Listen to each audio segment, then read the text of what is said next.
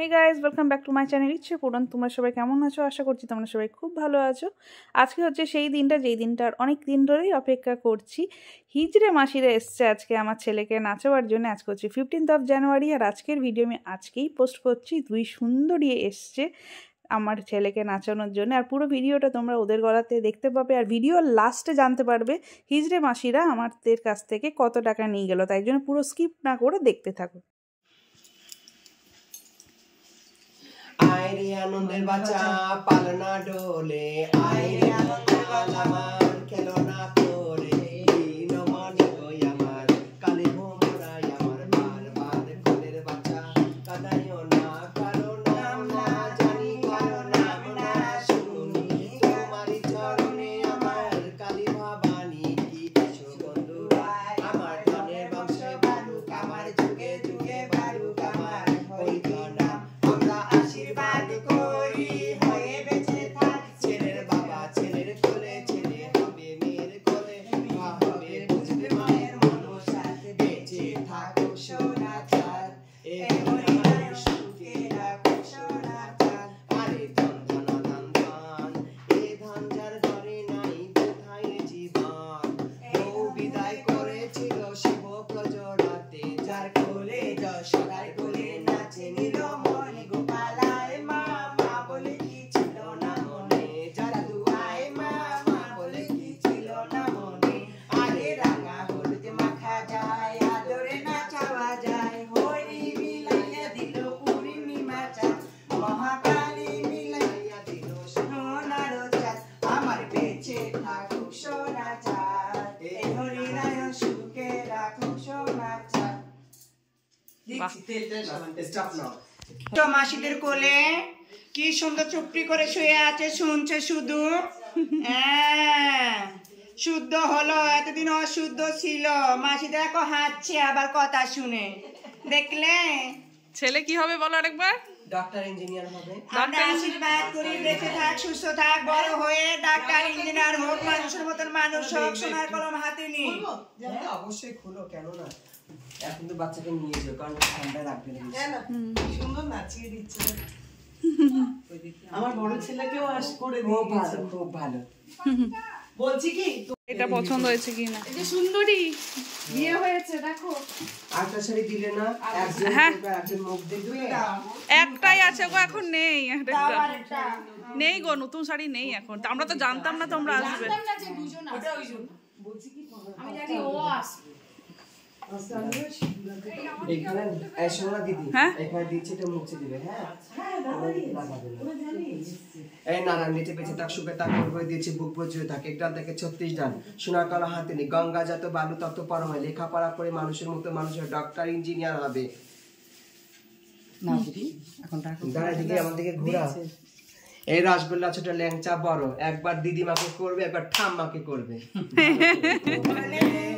নাচিরে মন পথে পথে বিষয় বাসনা সব ছেড়ে ছেড়ে প্রাণ ভরে ডাকো তারে তারে, বিষয় বাসনা সব ছেড়ে ছেড়ে প্রাণ ভরে ডাকো তারে তারে, তোরা আয় আয় আয় আয় আয় আমার ভাই, তোরা চল চল চল সবাই বৃন্দাবনে চল, তোরা আয় আয় আয় আয় আয় আমার ভাই, তোরা চল চল চল সবাই বৃন্দাবনে চল।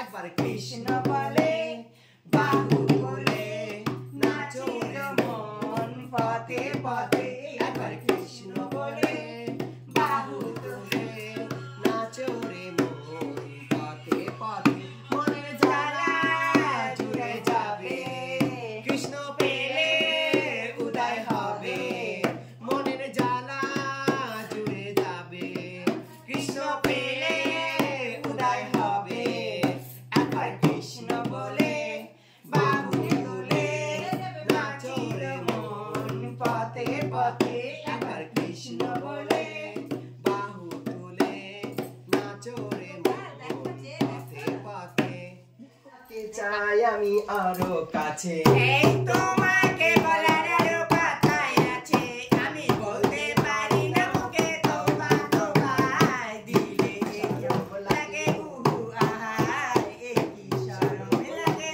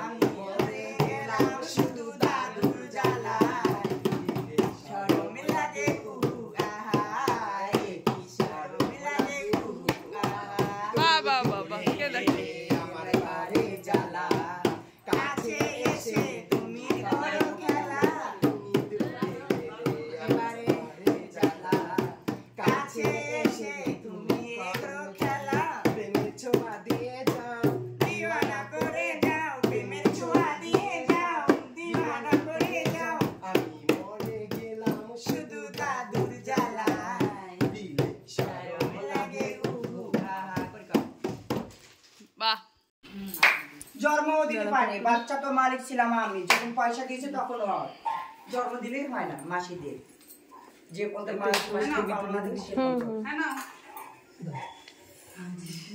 ভিডিও করছে তো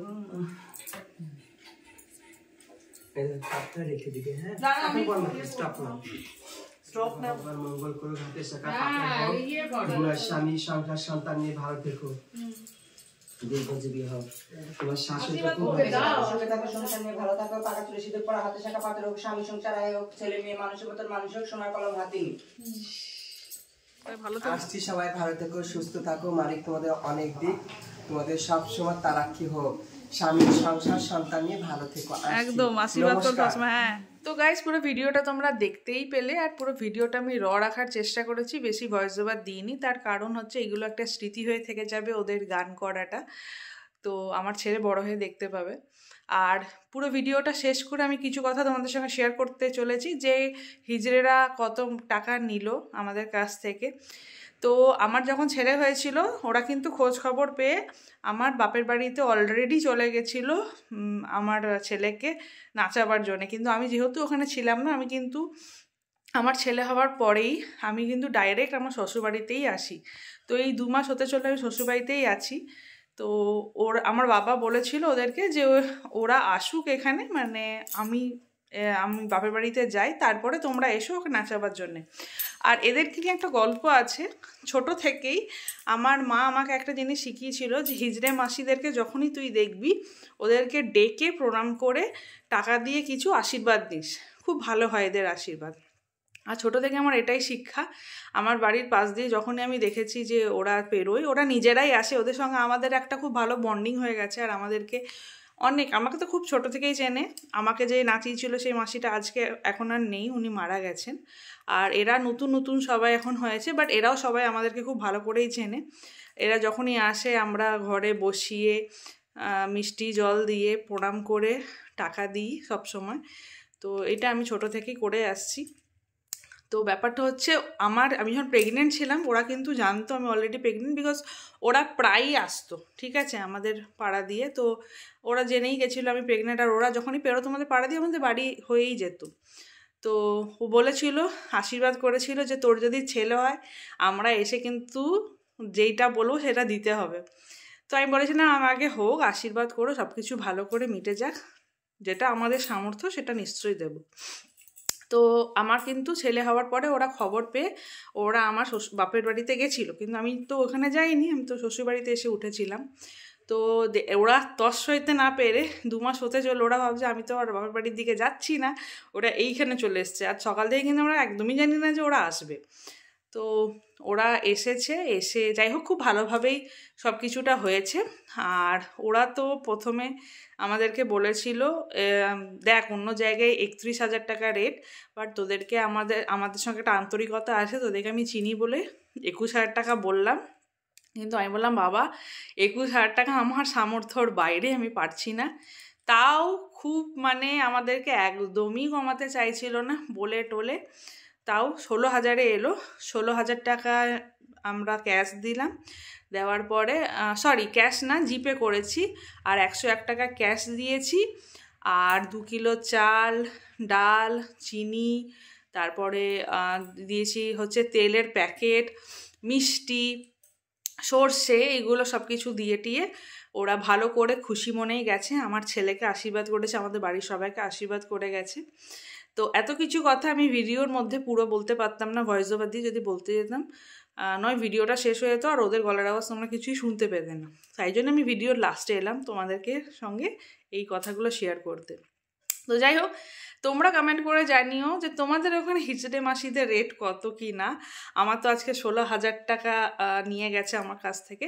সবথেকে বড়, আমার ছেলেকে আশীর্বাদ করে গেছে, আর আমার যেটা সামর্থ্য আমি দিয়েছি। তারা বুঝেছে যে আমি এর বাইরে আর পারবো না, এটা আমার সামর্থ্যের বাইরেই, তাও আমি দিয়েছি। যাই হোক, তোমাদের ভিডিওটা কেমন লাগলো তোমরা কমেন্ট করে জানিও। আজকের মতন এইটুকুনি, দেখা হচ্ছে খুব তাড়াতাড়ি নতুন একটা ভিডিওর সাথে।